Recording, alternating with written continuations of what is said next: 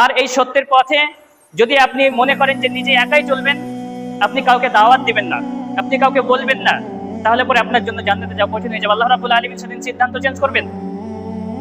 তাহলে পরে আমরা যেমন নিজেরা চাই যে জান্নাতে যাব, আমাদের মেন্টালিটি থাকতে হবে এরকম যে আমরা চাই যে আমার অপর প্রতিবেশী, আমার ভাই, আমার বন্ধু, আমার বাবা, আমার মা, আত্মীয় স্বজন তারাও জান্নাতে যাক, এবং তাদেরকে এর জন্য আমাদেরকে দাওয়াত দিতে হবে। আল্লাহ রাব্বুল আলামিন বলছেন, ওয়ামান আহসানু কাওলাম মিম্মান জাআ ইলাল্লাহ ওয়া আমিলা সালিহা ওয়া ক্বালা ইন্নানি মিনাল মুসলিমিন।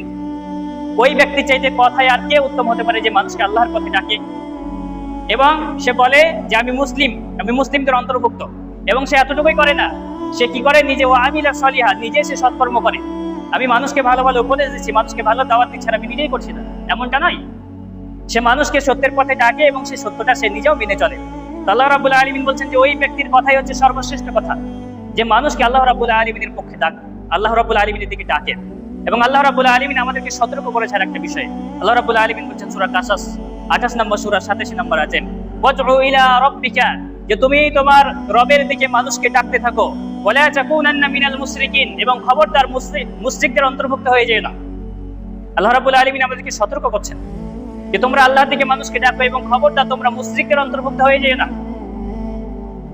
যদি আমরা মানুষকে আল্লাহর পথে না ডাকি, যদি আমরা মনে করি যে আমি হকটা মেনে চলছি, আমি সত্যটা মেনে চলছি, আমি ভালো কাজ করছি, আর মানুষকে আমি বলবো না, নিজে নিজেই শুধুমাত্র করব, তাদের পরিণাম কি শুনেন।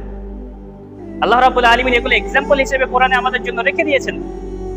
যদি আমরা মানুষকে না ডাকি, যদি আমরা অন্যায় দেখে প্রতিবাদ না করি।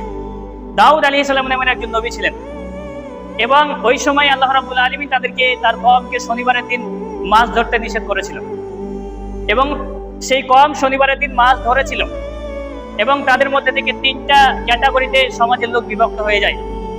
একদল তারা শনিবারের দিন মাছ ধরা থেকে বিরত ছিল, যে আল্লাহ নিষেধ করেছে এটা করবো না।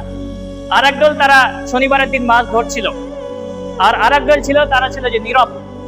আমাদের সমাজের অধিকাংশ মানুষ এরকম, যে ওরা মাছ ধরছে ধরুক গা, ওরা যা খুশি করুক গা, আমি তো আর মাছ ধরছি না।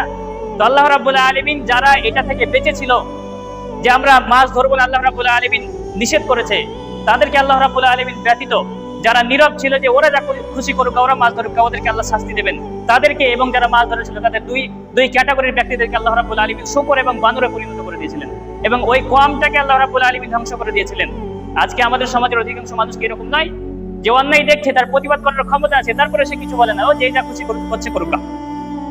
এরকম করা যাবে না। আমরা অধিকাংশ মানুষ হকটাকে মেনে চলি, কিন্তু আমরা মানুষকে বলি না। হক মেনে চলা যতটা কঠিন, হক মেনে চলা অবশ্যই কঠিন, তবে হক বলা তার চাইতে আরো বেশি কঠিন। কাজে আমরা যতটুকু জানবো ততটুকু সত্যটুকু আমাদেরকে বলতে